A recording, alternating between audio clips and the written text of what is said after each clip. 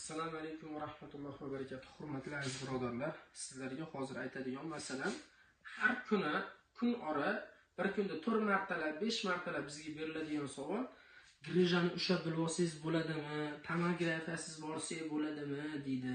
Men yo'q deyman, keyin haligi tomografiya qimmat ekanda deydi. Insonlar manaqa tushuncha bo'lsinki, insonda bunday qilib ushlab umurtqani chiqqanini bilish mumkin.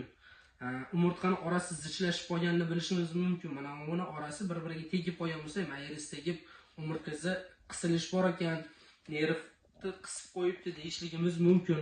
Yoki bo'lmasa spondiloartroz deb qo'yamiz, mana shu ikkalasi tegib ishqalanib qoladi. Shunaqa narsa bo'lishi mumkin. Yoki deb bo'lmasa osteoxondrozni bilish mumkin. Lekin mana grijamiz bundaqa bo'ladi. Umurtqani ichki tomonda bo'ladi. Tashqi tomonda bunday qilib ushlab turib, umurtqani tag tomondagi bu grijani bilib olishlik oson masala emas. Uning uchun inson zoti tabib bo'lish kerak. Tomirni ushlab turib, men yana menda qiygan deyishlik uchun. Xo'p, unda ham tabiblar ham adashadi. Mancha millimetr ekan, mo pog'on endi deb bermaydi. Belingda grijam bor ekan deydi. Bu yerda 24 ta umurtqa bor. Bo'yin umurtqasi 7 ta, grudniy отдел 12 ta, bel qismi 5 ta, dumg'oza. Dumg'ozani ust 3 mana ko'pchik deb qo'yamiz.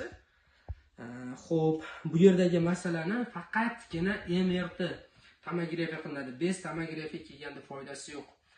Bu yerda spondiloz deb qo'yamiz. Shu bel ichkariga bukilib ketib qoladi qorni katta akalarimizda. Endi umurtqada har xil kasallik bor. 20 tadan ortiq kasallik bor.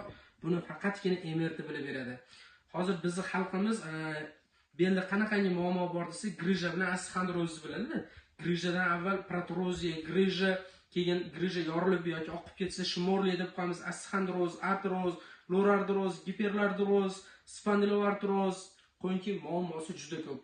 Buni hammasini yechimi birinchi tomografiya tushiladi, keyin yaxshi lechina qiladigan больницаga yotiladi yoki da bo'lmasam grija lechina qiladiganga qayrilish kerak bo'ladi. Tomografiya qilmasdan turib borsak bo'ladimi, ko'rib ko'rasizmi, tomografiya qimmat ekan deyilmaydi. Sabab sog'lik ming boylik deyiladi. Shu 2-3 ming so'mlik tomografiyadan qizg'anasizda, keyin sog'lig'ingizga putur yetishi mumkin.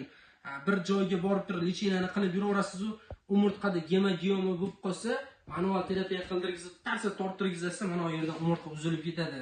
Uzilib ketgandan keyin odamning oyog'i shol bo'lib qolishining ehtimoli bor. Shuning uchun hammaga manual terapiya mumkin emas. Shuni hisobidan avvalambor birinchi tomografiya qildirgizing. Belingiz og'rib, oyoqqa sidalish nerv berayotgan bo'lsa, to'g'ri shamollashdan ham bo'lishligi mumkin. Asosan grijadan